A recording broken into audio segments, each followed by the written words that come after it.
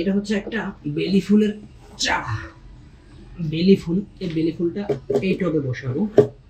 আর টব দেওয়ার আগে অবশ্যই খেয়াল রাখতে হবে টবের নিচের সাইডটা যেন একটু ছিদ্র থাকে। এই যে নিচের সাইডটাতে যেন ছিদ্র থাকে, তাহলে বাতাস এবং পানিটা যাতে চলে যায়। অতিরিক্ত পানি জমে থাকলে গাছ মারা যায়। ওকে, এখন আগে মাটি দিয়ে নিই।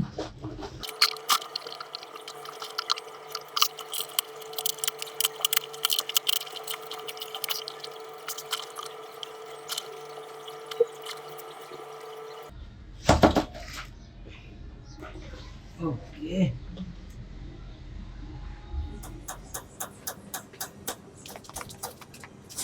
বেলি ফুলটা এখানে রাখলাম। আলহামদুলিল্লাহ, আল্লাহ বাঁচিয়ে দিক। এখন হচ্ছে একটু পানি দিয়ে দিতে হবে, যেহেতু নতুন মাটি, যাতে তাহলে মাটিটা বসে যাবে। ওকে, ডান। পরবর্তী আপডেট অবশ্যই আপনাদেরকে জানানো হবে। ধন্যবাদ।